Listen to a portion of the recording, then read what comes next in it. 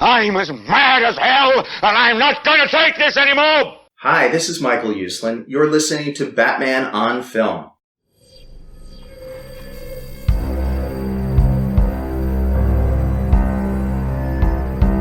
I'm vengeance. I have given a name to my pain.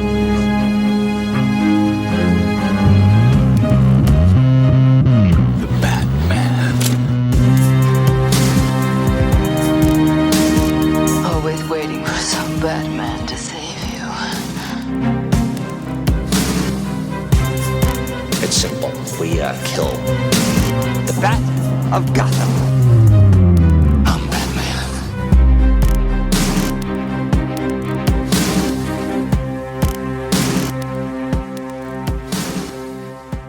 Welcome to the Social Hour, a Batman on Film podcast, Batman-on-film.com. This is episode number 163. I am the founder of Batman on Film, Bill Ramey. Let's ride! Ron Lauer. How about that, let's ride?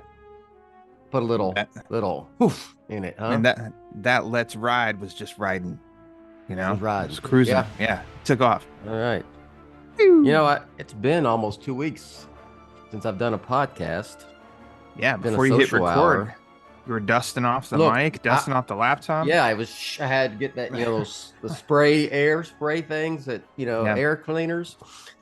No, it's people's schedules, usually with social hour with with do a Batman animation and stuff like that. People work, people just FYI, people involved with Batman on Film, we all work.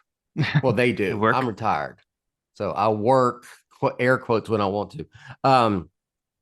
But with the social hour, I'm not one who's just going to put out nonsense, Mm-hmm. There's nothing really to talk about. There's nothing to talk about. So, and I've been getting this question. I just dropped a new BOF mailbag, and I had probably a dozen of the same questions. When are we going to get news for the Batman Part 2? And Mm-hmm. just like I'm not going to write articles like, the sidekicks ranked from first to worst from Batman, Batman movies, all these, the game that's played now with these sites. It's just, Well, there's nonsense articles every day because they have to have content. I don't have to have content, which is a good thing. Well, I mean, you say that, but then you and I, we did a lot of rank 'em podcast episodes. Yes. Yeah. Never mind and all that then. But you know what I'm getting at. Just Mm-hmm. Some really ridiculous articles pertaining to Batman, whether it be comic books or animated or movies, because you have to have content. I get it. They're all they have to have readers. They have to have clicks. It's a business for them. I don't have to do that. So I don't have to generate nonsense articles or nonsense podcasts. But when there's no news, there's no news. There's just no news about the Batman Part 2. Once it got moved a year back to October of 2026, that probably gave them some breathing room. My answer now is, the scripts could be finished. The Penguin is just a matter of a few months away, right? Mm-hmm. And I would expect after the Penguin or during the Penguin or sometime during that, we'll start getting some Batman Part 2 news, because filming also starts early next year. And that's where we're at. So I'm not gonna, take it any further. Yeah. You could write an article. Why no news means the Batman Part 2 is in trouble. And then the next day, add why no news doesn't mean the Batman Part 2 is in trouble. There you go. Now you're talking. And just say each day, just argue with yourself. That could actually be, I don't know. If you get really bored, Bill, That could be a fun experiment. Is That's the thing. argue I with am yourself. not bored. Have Bill argue So- with Jett. So that's just that's where we're at. The Penguin's coming. Let's get fired up for that. I did write an article that said the sequel to the Batman is coming this year, and that's the Penguin. That's like taking a page out of the Boudin Pockets playbook. Yeah, He's been saying that too. Like, just like Sure. all I'm worried about is this fall because the Penguin's coming. yeah. That's what we know is coming. That's what we know is next. Like it is happening. It's coming.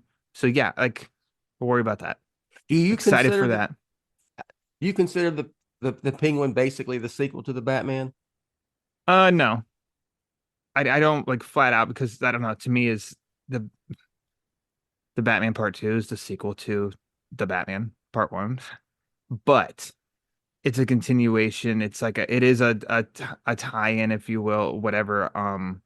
It's the next chapter of the Batman saga. I know, and like somebody could say like, well, then that means that it's like the sequel. And I'm like, but it's not called the Batman, so it's not exactly. I don't know.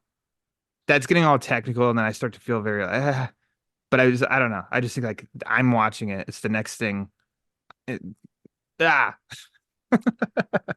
This is unprecedented, right? Let's argue about it. Okay. Let's because there's no news. Let's argue about this. Yeah, I mean, Bill, yeah, it's unprecedented, right? Where Yeah. you have He a literally movie. says the next, like you just said, the next chapter. Yeah. So- you have a movie that leads into a streaming series that leads into the next movie. Mhm. Usually we go from movie to movie, Yeah. And I think the Penguin will be constructed in a way where people do not have to see the Penguin to understand the Batman Part 2, but also will be maybe, like I wrote, it will enhance the experience of the Batman Part 2. Different and mediums for watching sure. it. Yeah. But like the Riddler Year One comic, obviously that came out after the Batman, but then you Yeah. read it, and I think that you can go back and watch the Batman and see the Riddler, and you can have things from the comic kind of like in your mind as yeah. as that movie plays out. Yeah. But obviously we didn't know the book before we saw the movie. Yeah. So I think the Penguin will probably that if anything maybe. I don't think that it's not going to be, like you just said, constructed. I don't think it's going to be constructed to where if you don't see it, you're completely lost with the Batman Part 2.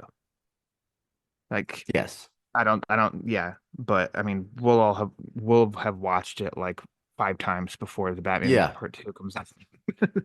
It's just, to me, when yes, I would say like the absolute sequel in terms of film is Part 2. Yeah. But you have this 10-part series on Max, which is being billed as the next chapter, which picks up right after the Batman and then leads right into the Batman Part 2.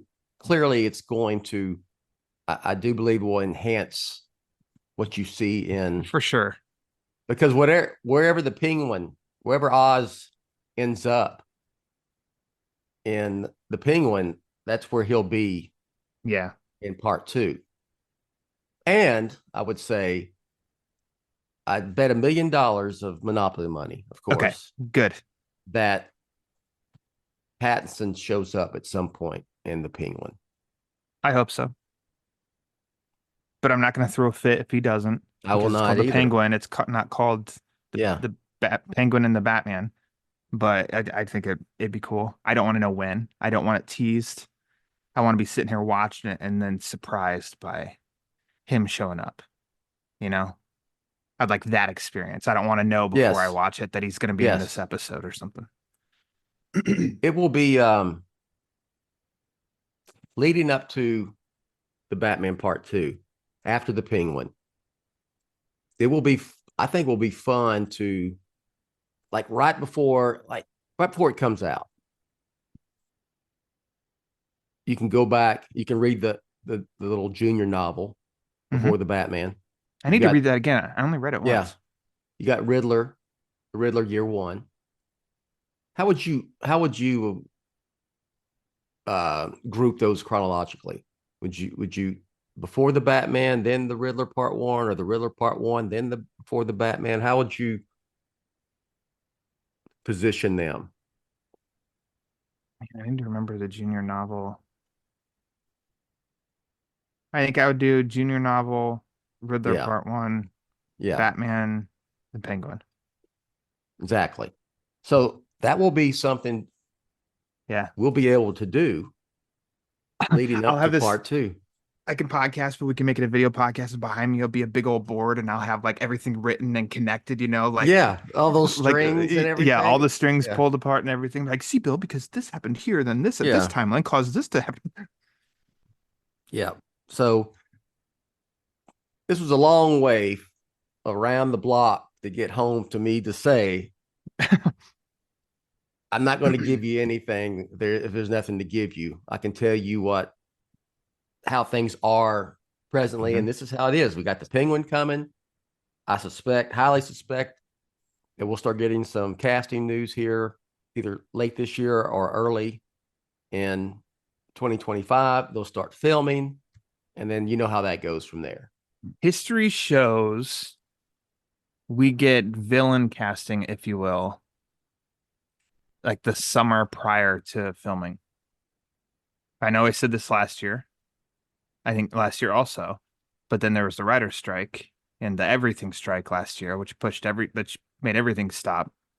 But history just kind of does show, especially with the Batman franchise, that it's usually like the summer that villains end up becoming, and we kind of get hit blindsided by it. We don't see it coming. Like, I'm not a PR person, publicity or marketing or any of that, but with casting announcements and whatnot, anything officially, any official news about Part 2, would that help in conjunction promote the Penguin and vice versa? You know what I'm saying? So-and-so's been cast as such and such in the Batman Part 2, which begins shooting in March of 2025. And by the way, the next chapter of the Batman saga will be on Max and starting in September. It's a way to get, it'd be a route for sure, but people I'm not going to say most people. I can't speak for most people. I can say that a high percentage of people do just read headlines. And not just like us who are, in the thick of it and dissecting everything. I just mean the general audience, if you will. They could see headlines of so-and-so cast as Egghead in the Batman Part 2, that they won't even get through the article to read about the Penguin. But it would be a way to say at the bottom, the Batman Part 2 sequel is scheduled for whatever release, but the Penguin, it's a way to get the Penguin up and running. But I think HBO, I know this is Max, they've always done a good job promoting themselves anyway. So I think the Penguin will have some good promotion. It'll be in the public conscience. And like I said, vice versa, because when you're publicizing the Penguin, you're going to say the next chapter of the Batman saga. They've already used that tagline. They'll work hand in hand, and they'll anything written about anything publicity written for the Penguin in the ramp up, it will always mention the Batman Part 2. October 4th, 2026, Now, you could get somebody, I don't know, maybe someone cast as Harvey Dent to show up in the Penguin and say, has also signed on for the Batman Part 2, and then you get a twofer. Yeah, that's what you did there. Hey, wow. It's all connected, man. Yeah. All right. Brain's up and running already. And lest we forget, we do have Batman Cape Crusader coming in just like 2 months. I haven't forgotten. That kind of, I don't know, this is the scientific term, leapfrogged. Yeah. That leapfrogged the Penguin and has my immediate excitement. And then the Penguin, because Cape Crusader also is an actual thing that is coming, and it's coming pretty. Bill, that's 2 months. Yeah. Literally 2 months away. 2 months. My goodness. Two-Face. Ari Insane. Dent. I don't Insane. know. Wow. Yeah. It's all connected. So yeah, I might even get paid that day. So it would be, if it's yeah. I don't know what day of the week that one is. I might get paid. So it'll be a good day. So Make some change. patience. Yeah. Quit worrying. It's not going to be canceled. You got the Penguin. I mean, it's very rare between one movie and the next. Like between, Batman and Batman Returns, there wasn't a 10-part episode of whatever, of Knox or Alexander Knox. Oh my God. Knox, Could you imagine that? Yeah. Give Robert And- Wool his due, damn it. But we'll have like about 10 hours of content of that world to watch till we get the actual the Batman sequel, So And not relax. to Yeah. segue for you, but you know what we always have to fill gaps? We have tons of Batman comics. Yes. To fill the gap for some Batman entertainment. There Just you go. saying. So Just throwing that out leads there. us to what the main part of this was supposed to be. Then we went on Yeah. the Batman Part 2 and the Penguin and all that tangents. Got talk about some Batman comics. Batman is in comic books. He In is. fact, that's where he started out. That's crazy. 85 years ago. Yeah. It's weird. In comic books. It was announced last week that we're getting a Part 3 of the Long Halloween saga. I believe this is, correct me, because I know that you kind of like the Long Halloween. Yes, I do. I want to get this right. It's the Long Halloween, the last Halloween. Yeah. And I don't like what they've done with that of a couple years ago, maybe it was 2 years ago, maybe 2021. They released a new hardcover version of the Long Halloween, and it was cool, but this new naming of the Long Halloween, and then they released Dark Victory, and they said, and the title was the Long Halloween sequel, Dark Victory, and then they did, I forget what else, the Catwoman When in Rome book came out. I think it said the Long Halloween something. Their naming convention, I think it got stupid. I don't like the whole. I didn't need my Dark Victory copies that I have to say the Long Halloween sequel, Dark Victory. So yeah, here we go. Batman, the Long Halloween, the prequel, Haunted Night. Batman, the Long Halloween, the sequel, Dark Victory. Batman, the Long Halloween, Catwoman, When in Rome. I just, it's a little eye rolling for me, but then I got to sit there and think I don't know. Does that actually help? It'd be interesting to talk to someone who's never read these to see if they like that. I think it's telling someone, hey, this is part of the Long Halloween universe. Yeah. I don't know. I think shorter is just sounds better. I got you. I Batman, the Last Halloween. I think that would be we know what that means. I'm not a fan of Batman colon subtitle types. Yeah. Type for movies. I don't mind I actually like Part 1, Part 2, Part 3. Fingers crossed. Yeah. But having I'm not a fan of that. So I get you, but look, we know. I guess it's just because it's kind of like we know. Okay, DC, we understand You put Batman and Halloween in there. Yeah, we know, especially when it says the last. Yeah, that means the last part. I mean, could you imagine Batman Begins sequel, The Dark Knight? Yeah. Batman Begins the sequel, The Dark Knight Rises. No, it's Batman fine. Begins the sequel, The Dark Knight. Yeah. Okay, gotcha. But, all right. But anyways, I mean, just jumping in on that is, is a little eye rolly to me, but it's whatever, not a big deal. So basically, it's Jeff Loeb who wrote Pretty good. the Long Halloween stories. I'll forgive him for Hush, but that's a conversation for a different classic time. He is writing. Unfortunately, Tim Sale passed away not too long ago. And so when I don't know how you were, I was kind of I'm of two minds. but I'm I'm of two trying. minds on the subject here. You got the writer. This was conceived while Tim Sale was still with us, and he was going to participate. And then he passed away, and then they decided to go on with it. And so there's going to be a variety of artists who will be what I'm paraphrasing, but will be honoring Tim Sale with the artwork.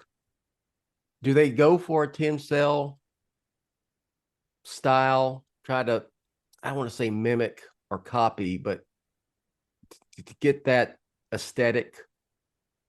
That's a big part of the Long Halloween stuff, in my opinion. Yeah, That's that aesthetic. Joker with 40,000 teeth in his mouth, and yeah. So I'm probably going to go on for a long bit here, so I don't want to like interrupt. But I'm ready to roll when you are. Okay, go. I think that Tim Sale, look, your professor, Mr. Uslan, he always talks about, story, story, story, story, story. And we all know story, story, story, story, story. With comics, visually, like visuals are visuals can get people to just take chances on books, like, wow, this cover looks awesome. Look at Hush, for example. Yeah, great story, great art, modern day classic. So I think like art, especially in comic books, it's a visual medium. So Tim Sale is just as important as Jeff Loeb. And I think Sale's style, there's a reason I think that everyone does go to the Long Halloween for Tim Sale. Like, it's attached. Made people go, like, I don't know. It's so for me, instantly with the announcement on that is a little bit of a hesitation, because I'm like, ooh, much like you were just kind of alluding to, of the visual style of it. Yeah. Like, man, it is just Sale's mood and atmosphere that does, that is those books. And then you get to story. So it announced Loeb. I have like complete and utter faith in Jeff Loeb. What he's done with this universe, like I love it all the way through, everything he's done. I love Hush as well. Their work, Sale and Loeb on their Marvel books are excellent too. So I have no hesitation with that. It just is the visual part of this comic book series, because I'm like, ooh, especially with comics, I've always been like if there's like a long story arc and it's got different artists that touch it in different chapters, it takes me out of it a little bit. That being said, I always kind of feel like year one is the first chapter of like a Long Halloween trilogy, of year one, Long Halloween, Dark Victory. Obviously, David Mazzucchelli did the art for year one, but yet I always feel like it groups together really well. Yes. So then that gives me a little like, okay, this could totally work. It could be fine. And then to the rotating artists also has me like wondering, but then like you just said, I think in honor or in tribute of Tim Sale, that leads me to believe that they're going to almost do the Long Halloween after Tim Sale. Like, it's going to be each issue, like nods to his style and stuff, which I think could be really cool and blend together really well, even though it's a different artist, like on each issue. Yeah. So we'll see. But the covers, the first three covers that they released, I think those helped visually to kind of give it a little bit of mindset, like maybe this is how the interiors are going to look for each artist, and I think that they look really good. So I'm a little more like, okay, like positive, optimistic about it. If I'm not negative about it, I just said Yeah. it would. I don't think people overreact and go, oh, they're dishonoring Tim Sale by doing this without him, blah blah blah. I mean, Yeah. whatever, that's nonsense. Um, I I think if I had to guess that they're going to go, whatever artist is going to do it. I could be totally wrong. It's just my educated opinion. I think they go for a Tim Sale vibe, Yeah. a Long Halloween universe vibe, because, like you said, with year one, yeah, I mean, it is technically a prequel, but it's not in the Long Halloween universe. Does that make sense? Yeah. The So, Long Halloween prequel, year one. They haven't released yeah. that hardcover yet. So, and there's like The Man Who Laughs, and there's the Dark Moon Rising stuff that all fit in that Yeah. era Good point. of Batman. Mm-hmm. But I would say this is actually under the label of the Long Halloween, and with that, you have certain expectations. You'd want Jeff Loeb to write. You'd want Tim Sale to do the art, and he can't. So I think there's there was a reason why they said, they were honoring Tim Sale and whatnot. I think there's a reason why you say that. Yeah. To let people kind of know, okay, don't come in here and then you see, well, this looks like Tim Sale. What the hell? That's BS. Because people would do that. Mm-hmm. That have no connection to Tim Sale whatsoever. And they think that, but clearly this is being done to honor Tim Sale. And if it's something that he wouldn't have liked to have happened, it wouldn't happen, I don't think. Yeah. Because he was on board, he was on board with it. He said that they'd worked on it. Yeah, like, I don't know. And that the Long Halloween special that came out in 2021 was it to me. I think Pete and I, on our wrap up of that month, even, and then I think we talked about it last year on one of our episodes, of it felt like a prologue. It felt like it was like going to be an opening chapter to something, in which, reading stuff online, it is kind of like a issue number 0 now too. I felt like it was going places. And so it's like, it's good to see that the two, Loeb and Sale, had something, but then obviously it was just like the wound was too fresh with Sale's passing, that they weren't gonna move forward with it, and now they can. So I don't know, I don't know that I've ever actually asked you, when did you read The Long Halloween? Were you there as it was coming out, or? I was, but I wasn't reading it when it was coming out, so I don't Okay. have the individual issues. Mm-hmm. I when the collected edition graphic novel, whatever you want to call it, came out, that's when I read it. Gotcha. But it was, when it first came out. Do you remember if like you were coming across as it was coming out? Did you come across information on it, like the reputation it has now? Did you get snippets of that at the time, or a little bit? But I went in knowing really nothing. It was nothing. It was So I didn't have any outside influences one way or the other. I wasn't spoiled on anything. So I read it fresh, which was. Yeah, that's kind of how I did too. I was completely I blind on it. I read Dark Knight Returns issue by issue at Walden Books in Central Mall in Port Arthur, Texas, just standing there because, I wasn't going to buy comics because you couldn't do that. Can't do that. I'd go to Walden Books and read it, read it from Mhm. cover to cover and read it. But yeah. So, okay, I'm on board. So let's Mhm. go. Let's ride. Let's ride. Let's ride for the last ride. Yeah.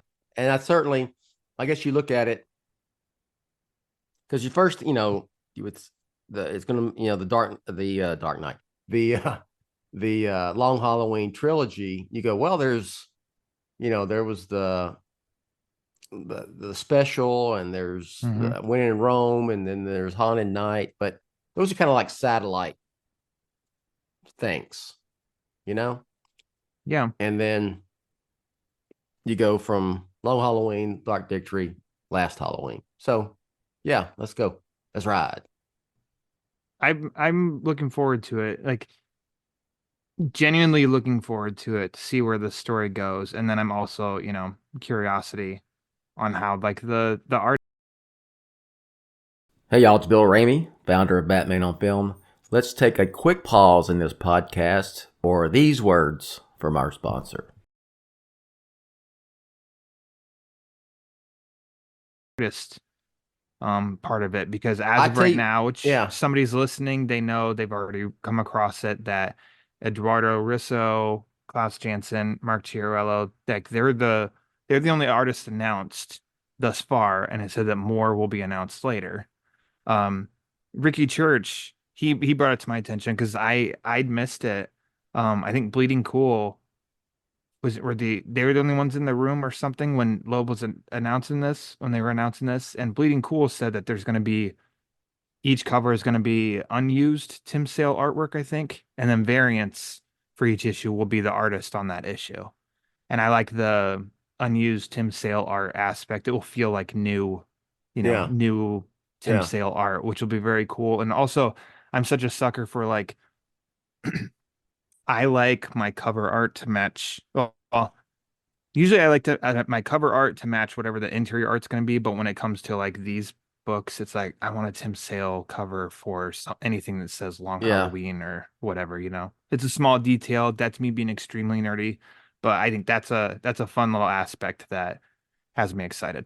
It's made me, I think, and I'm going to do this. So it hasn't got me thinking about it. I am going to do it. It makes me want to go back and read Long Halloween and Dark Victory. You absolutely should reread the Long Halloween and Dark Victory.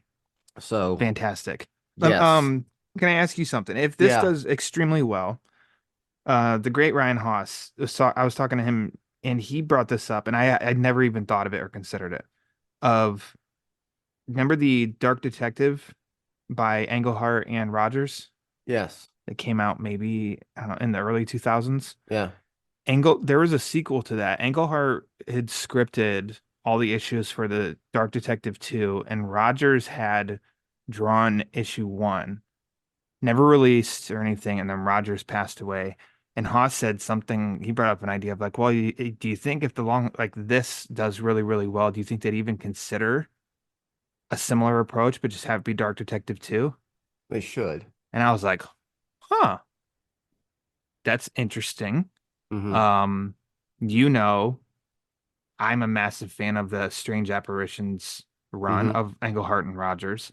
I like the Dark Detective story. I think like, oh man, the writing's all there. First issue is apparently there. I don't know. I don't know. I think that's an interesting point that he brought up. It'd be better than anything they got going on right now, other than Black Label stuff. So is true. Yeah. I'm a little more optimistic about overall, but I mean, let's just go with the main two titles. Yeah, the main two are not good. Yeah. Yep. All right, so we got that coming. I was curious to talk to you about that because I know your fondness for the Long Halloween. It's one of my favorite stories too. The last thing I'll say on it is maybe, hey, renewed interest, returning to this universe, whatever way you want to look at it when it comes to the Long Halloween stuff. Maybe this will grease the skids a bit for, hey, I don't know, a Dark Victory animated movie or something combining Dark Victory and whatever we get with this, you know. I don't know why they wouldn't continue. I feel Yeah. like the Long Halloween parts 1 and 2 were a massive hit. Our mutual friend writer Tim Sheridan, he'd totally Yeah. be down to write a Dark Victory animated movie. I feel like it's money on the wall, money on the table. I don't know. It's raining money. You name it. It's a hit. They should just get on that right away. I don't know why they didn't, but what do I know? I'm a consumer, and they know that they can dupe me into throwing all my money at Yeah. that stuff. All right. Staying with comic books, Okay, because Batman is in comic books and he that's where he is. started 85 Yeah. years ago. If I Yeah. ever mentioned that here on Batman on Film. Batman, The First Night was a 4-part Black Label. Oh, I'm sorry. 3-part. You're correct. 3-part Black Label story. Mm-hmm. It's an homage to literally Batman in 1939. It's set in 1939. Mm-hmm. And you know this because we've talked about it. I've said many times I have a fondness for that, 1939 early night pre-Bat, pre-Robin. And it's not a shot at Robin, but before that, before Robin was introduced, what is it? Detective 38. Am I right? Yes, sir. Okay. Look Pre-Detective at that. 38. Amateur historian right there. Yeah. That Batman, not a fan of the killing, but that doesn't last very long. Okay. Mm-hmm. Anyway, so this is just like a modern version of the original incarnation of Batman, but it is a period piece. That all makes sense. Mm-hmm. I was hyped for it, and I was not disappointed in the story. And I'm anxious to get my hardcover collection and read it all together when that comes here later, I think later this year, right? November or something like that. I pre-ordered it on Amazon. Before we get into any specific details, what was your overall thoughts on it? I thought it was good. Like you, I've long thought of like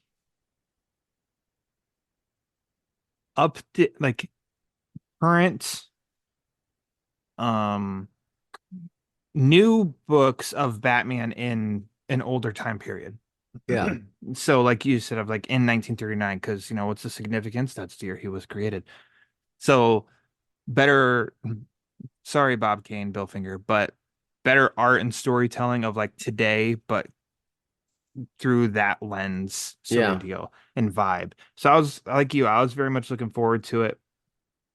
Our first look at it.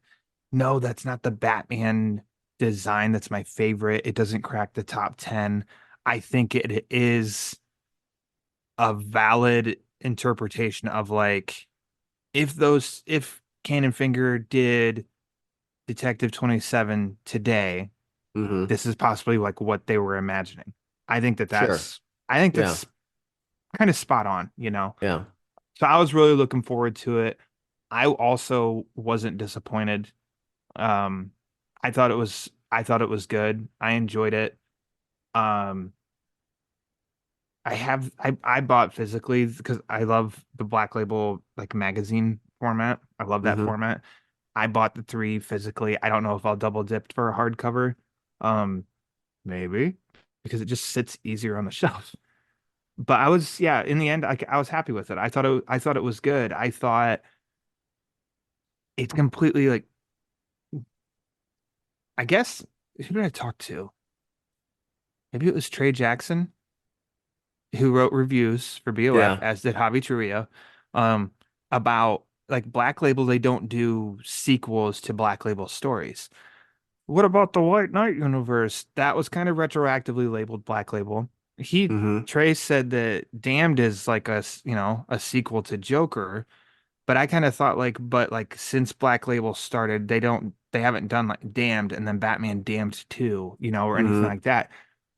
But like they could totally do like the next chapter of First Night, Yeah. and I would welcome it. I think if they had this hard rule of we don't do sequels to Black Label stories, that would be stupid. Mm-hmm. Because this is, I mean, it's teed up for more adventures of this Batman. Yeah. And I would honestly like the covers. I think all three covers definitely looks like old mob people with their Tommy guns and stuff like that. And that wasn't necessarily much of a factor of this story. So it's not a complaint. But I'm kind of like, ooh, they have the whole mob that they could get to for the second one. And that I would like to see more than almost like this almost made me think this was like Monster Men in a sense. Well, I was just thinking of that. I mean, there's not, we've had several I'm trying to think of the right word I want to use. Redos of Case of the Chemical Syndicate. Different, modernized versions. Covers, basically. So this one, it draws from some of those early stories. I mean, I think Hugo Strange and the Monster Men is pretty evident, but there's no Hugo Strange. There is Monster Men, and it's a different take on the Monster Men. So I would like to see more, not of the Monster Men mainly, but like, introducing the Joker. This version of the Joker would be cool, and how they kind of riff off of Batman #1, which we just talked about not too long ago on the Batman Book Club. Yeah. Things like that. So, because it was an original story that took little that's what I was just gonna say. Elements, from that early Batman. I liked how they addressed the gun thing. We doing spoilers here? Spoiler alert now. There you go. All right. If you have not read it, you can end the podcast right now. Okay. I know that. All right. I know Trey. I'm gonna get Trey Jackson and Hobby. They want to do a podcast on Batman on Film to talk about it in detail. So we'll get that one too. This is just me and Ryan's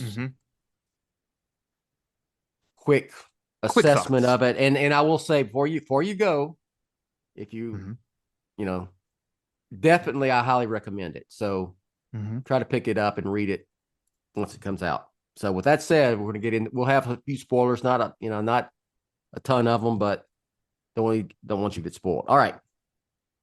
The gun thing. They did, Batman had guns in the beginning, and so this was a kind of I like the twist of. Was it a twist? Kind of. It was like it was Gordon and the rabbi who made him second guess whether he should pick up fire or not, carry a firearm or not. And we know he ultimately doesn't. Yeah. Which leads in, it's kind of like, the whole Batman's gun thing. We don't use guns. I'm not an executioner, blah, blah, blah. So what'd you think? When you check it, early comics,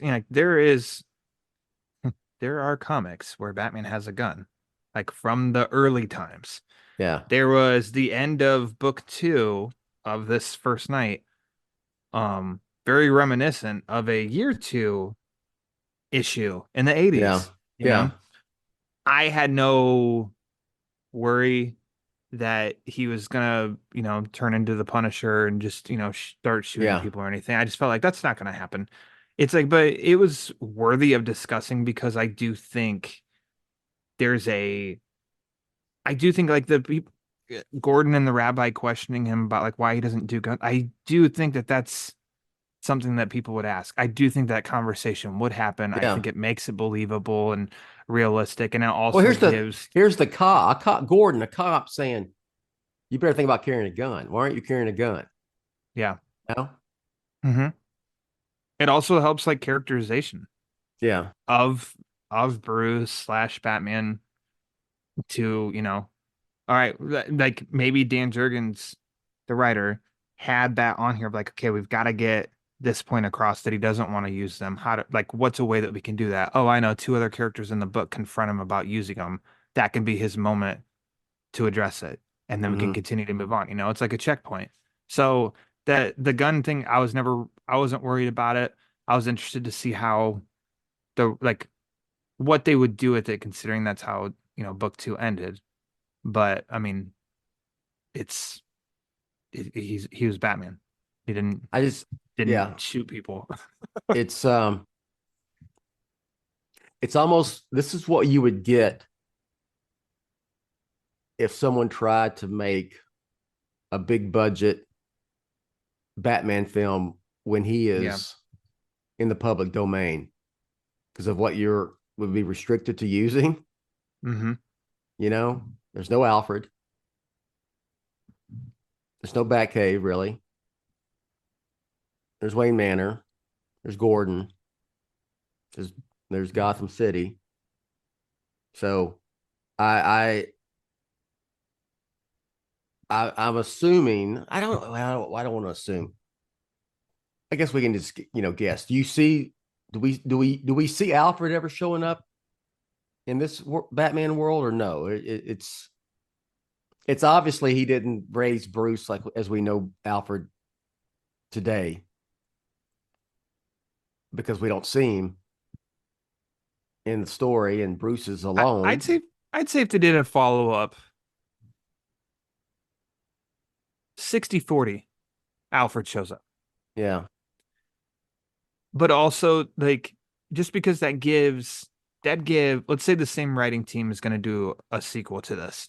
Yeah. I could see Alfred showing up because that gives another plot is Alfred showing up similarly how he does like in the original comics and then discovering what Bruce does and that's another character interaction to bounce off of like and we don't Alfred know always does. We don't know, maybe Alfred was around when he was younger. We don't know. We don't really know anything about Bruce Wayne that much. I would say he was classic. He came off kind of a classic Bruce Wayne in a sense. I mean, his public persona was very much, someone that no one would ever suspect was Batman type of thing. But we know that, by himself, he was driven. It was all about Batman and trying to help Gotham and whatnot, which was cool. How did you read the dialogue? Was it all in that 1930s voice? Yeah, it was fun. Yeah. I think there's like little touches like that show that, I don't know, that to me gets across of like Jurgens had a lot of fun with it. Yeah. And then like the nods, just like setting the time period, on the marquee of the theater in book 1, Mr. Smith Goes to Washington, and like other reference. I think, wasn't Wizard of Oz? Yeah. Was that mentioned in this at some point too? And stuff like that. Like if it's something that it's almost like when there's nods and if you don't exactly know, people who do know, hey, like you and I know what Mr. Smith Goes to Washington is in a time period. I think everybody knows Wizard of Oz, but like that came out in 38, the year before, or whatever. Little nods like that is kind of like for us, we're like, oh yeah, it's fun little bits for us. But I think that the point across, like Jurgens accomplishes the goal of setting the time period and having fun with little references like that. And the dialogue, of course. Did you like the way Julie Madison is portrayed in this? Yeah, she's someone that I'm surprised I'm surprised that she hasn't been in the movies, except for okay, sorry, she was in Batman and Robin, but Yeah. Yeah. uh, she's one I could totally see Matt Reeves bringing in. I'd like if Oh, he'd bring you do her in say. Yeah. or Silver St. Cloud. I'm surprised Silver hasn't made it in like a live action movie yet. I think if I had to be a betting man, I'd bet that he'd use Julie Madison over her just because he's used, he does the work, he does the research. But it was kind of interesting how they did speed up what they did with her. I thought was interesting overall. And then like just opening up book 3 and hey, doors unlocked, and then off they go. Let's ride. Yeah. Let's ride. Yeah. Her being an actress was a cool take, I thought. It didn't take Her, too much table setting to get her in the story and believable why she's in yeah, the story. yeah.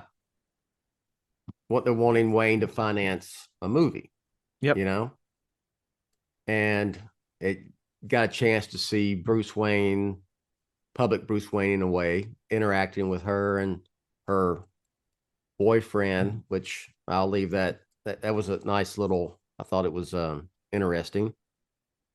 And I think accurate to history of stuff like that, like Very accurate. Yes. with a straight line, just looking at the facts is like that is if you read history, it seems Yeah. very much in line with stuff that happened at the time period. Yeah, it absolutely was. I'm glad they included it. It added some realism to this Yeah, story. exactly. I don't think, as one who likes Batman very grounded, I don't think the Monster Men was that far of a stretch for me. Less In of a terms- stretch than Batman and the Monster Men.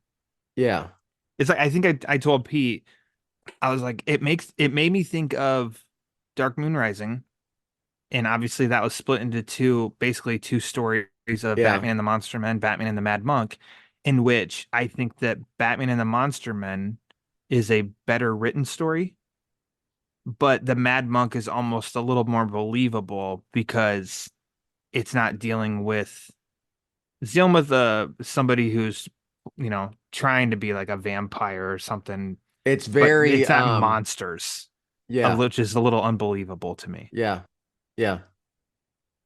That's what this made me think of, but not in like a cynical point of view or anything like that. Yeah. So going in, that was like one thing I was kind of like, okay, they're going with the Monster Man. I get it, Yeah. because it's that I don't know how much I'm going, I like it more of grounded, but then I read it and I was like, okay, I'm going with this. I can go with Mhm. this. Did you find the climax, if you will, the conclusion, the big battle? I won't spoil the Yeah. reveal of the villain or anything like that behind it all. Did you find it ambiguous? You know what No. you know what I'm getting? Okay, I didn't either. There was a discussion in the group page, and Yes. I think I was pretty much in line with you because trade, I think it's a good talking point Yeah. because he'd messaged me not spoiling anything, but just asked if I'd read the book yet, and I said I hadn't, and he said, okay, I want to talk to you after we do, and he read that differently than I did. Mm-hmm. That's what. And this is like these are where it's worth, I think it's worthy of discussion. It's good discussion because there totally is. It's someone is like intelligent reads and gets something completely different than I do. And neither of us are wrong.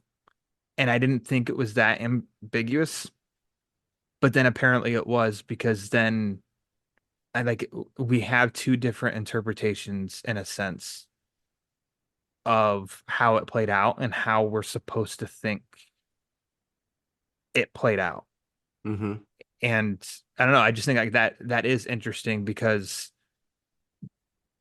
you'd mentioned how you revisited that section a few times. I Yeah. revisited it a few times, and I'm like, no, how I read it the first time is absolutely what I think, but I don't think that Trey, because he has a different he read it a different way, is wrong either. It's just like, okay, so I guess it is a little more ambiguous than I thought. Possibly. Like I did, I went back and read it and it didn't change, and it kind of maybe solidified my original interpretation, Yeah, same actually. here. Um, with that said, if it had happened the way that Trey Mm-hmm. interpreted it, it wouldn't have bothered me I don't think so either. because it's kind of like I felt it was kind of the Two-Face Dark Knight movie type of thing in a way. In a way. Are you with me on that? Mm-hmm. It wasn't like 'Cause you, Batman grabbing a Tommy gun and being like, I'll give you a bang and then boom yeah, or something, yeah. something like that, which would have been like, Dan Jurgens, what are you doing here? But It's he like didn't. It wasn't those who like that say, at all. Batman killed Two-Face in Dark Knight. Well, no, he went to save the kid. Yeah. It was freaking Two-Face's fault for being there and him getting knocked over in the process of Batman saving Jimmy Gordon and him Yeah. falling down, breaking his neck. So F him. It's his fault. And why should we sit That's there and feel bad for this guy that was going to shoot a kid yeah, and he happened to just fall bad while yeah, Batman the was wrong trying to way. save the kid? Yeah, Like, I don't think we should have any kind of sympathy for that, or yeah. like Batman would. Blah, blah, blah, blah. It's like, no, Batman had to save a kid, and Harvey got in the way. So that was a point I was making when we were discussing on that Facebook group. I don't know if Yeah. that analogy Oh works yeah. for you, but Mm-hmm. Yep. But I mean, if there comes obviously Javi and Trey, they'll break it down more in depth and yeah, specific, and I'd be really interested to hear that because I don't. I think. Is Javi did he read it the way that we did? That yes, you and I I did? believe so. I Okay, so believe yeah, so. I don't want to speak. I don't want to speak for him, but I thought that was the he impression I got gave it a too. freaking A So plus. So yeah, so I don't know, like that'll be a good discussion. There you go. Future tease for BOF is hearing those two like yeah, a clash, Javi yeah, versus Trey. yeah, But yeah, I don't know. Like I think the book overall I thought was what I wanted. It was my my preference, and I always like to say this because I don't need somebody to think that I'm saying that I hate Robin. It's like, no, if I get a preference, it's grounded, gritty, solo Batman, yeah. which is what this was. And Very grounded. Well, yeah. grounded. I won't say very grounded. You have Monster Hmm. Men, but gritty, yes. Hmm. Solo Batman, yes. And I'd say street level too. Yeah. I mean, Yep. he's down there with the pimps and the girls, and there's all of these little elements that play into it, and it's Do you think it took away the grounded part because he was getting electrocuted and they took him so far and then he didn't die? Boudin Pockets has a big problem with that. well, you know what my answer is always. It's freaking Batman. Yeah. He's got a way, you know. Yeah. I was I mean, completely fine. And then it they didn't covered it bother up with me. dialogue the next issue. It didn't It bother me. I didn't even think same. about. There's a lot of things. That'll get me on a little bit of a it's like, Why don't you call Pete and you let him yeah, have it and be like, I'm gonna yeah. wake It's you up like, for once. okay, and then it's like, okay, you got that, and I go, yeah, I do like grounded and I like realistic, but I also understand that this is fantasy in a way, so it's going to be some things that wouldn't happen in the in actual real world. But at least he's not in frickin' space. He's not fighting aliens and then with magic people and all kind of stuff. It's a different thing for me. So It wasn't too unrealistic, no, like for when me. I read that part, I was like, oh my god, what are they going to do? I just didn't. What's going to happen? How's he gonna get out of this one? Yeah, exactly. I did not at all go, oh, that's really damn dumb, or anything like That's that. really damn dumb. So all right. So I just say, yeah, I give it an A. I think it's another, notch in the belt for Black Label Batman stuff. And keep that Black Label stuff coming. And I'd like a sequel. And I'm looking forward to getting the collected version and reading it all together. Which I think the collected version said November. I think I said November earlier. I was just guessing. Okay. Is that it? Let's let the people know. I done ordered mine, so if only I had a Google machine, and I do, and I just sent it through. Yes. And apparently, according to Amazon, it says this title will be released on November 5th. So, yeah. There you go. There you go. I think right. I'd give it a very strong B+. I think for me the third issue there's something about, I don't think it was as good as the first two, but also like that doesn't mean like, oh, that last one was crap or anything like that. I did say when talking with Trey, I think the third book isn't as good as the first two, but it's still good. That's fair, but I read the last part and I was like all in, like, whoa, the reveal and the whole climax, and I was whoa, little Martinez. I enjoyed it quite a bit. Mm-hmm. Quite a bit. Yeah. And like I said, just a few moments ago, since it's all connected. It is. I have an affinity for that early Batman, and like whenever there's stuff, period pieces with Batman. The Crusader, which we talked about earlier, set in the early 1940s. Yeah. There you go. No telephones, no computers, or no cell phones, no computers. I brought up Jurgens a lot, but I do think the art was pretty great by Mike Perkins. He has a lot of really good Batman shots, I think. Yeah. In this. And I swear there was a couple nods. There's a cover, like his cover for book 1. It's the one, it's almost like it's the silhouette of Batman, and then in the cape is like different characters, but the silhouette itself is a nod to Detective 27 and one of the panels in there where Batman's on the roof, and it's like he does little stuff like that I really appreciate and I like, and I think that's cool. Got a poster of that issue 1, book 1. Nice. He's got to find I want those for it. Yeah. The I forget who it was, which BOFer it was that posted that he was at a convention recently and got 3 of the 11 by 17 saw that. Print posters signed by Perkins or whatever, and I'm like, I'd want those because I think those are really cool. Yep. So look at that, Batman Comics. Batman Comics. Woo! Go figure. We talk about Batman Comics, his original incarnation, his original media incarnation here on Batman on Film. All right. Anything you want to mention before we get out of here, other than what we talked about today? Don't have a ton. Batman Ninja sequels coming. Yeah, saw that. In which, if people want to go back deep in the BOF archives, BOF has covered that pretty damn well in 2018, the first one, and was pretty positive about it. I believe Boudin Pockets himself, Peter Vera, was at a premiere event for it in New York. Yeah, right in New York, where he interviewed some people. Haas had mentioned that there was a podcast on it. There was, I think, a commentary on it.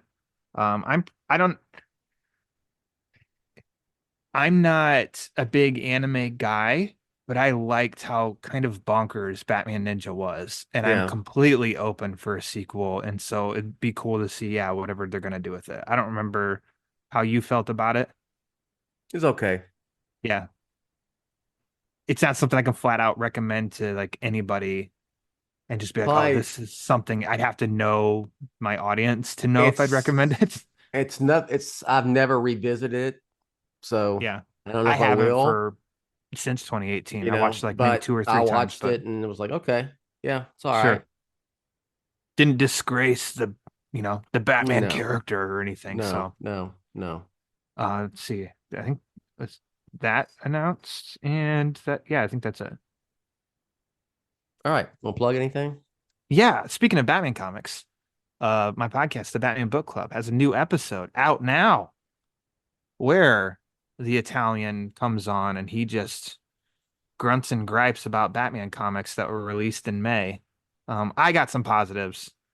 It's not all doom and gloom. There's some good Batman stories that come out monthly, and we talk about them. Latest episode, wherever you find them. It's on Bill Batman already on Film. has it. Batman-on-film.com. And episode 199, because episode 200 will be coming in June, and it's already recorded, and it has a pretty high named person in the comic industry on there. So, and a unique episode as far as like the content. So that'll be coming Cool. too. All right. And dip back a couple episodes because Bill Jett Ramey's on there talking the Joker. His first Joker. appearance. From Batman #1, That's right. 1940. So I mean, I'm biased. It was a good episode. Yeah. I have a new BOF mailbag for May 2024. You want to check it out? I've already addressed, I got like 400 questions about when we're going to get Batman Part 2 news. I talked about that earlier in the podcast. So there's got some good questions in there. I thought people come up with some good, decent stuff sometimes. So thanks for that. And I'm done. Now so Rachel will finish up here. We'll catch you next time. You have been listening to the BOF Social Hour, Jett's official podcast on Batman on Film. Follow BOF on Threads at The Batman on Film. Follow BOF on X, formerly known as Twitter, at Batman on Film.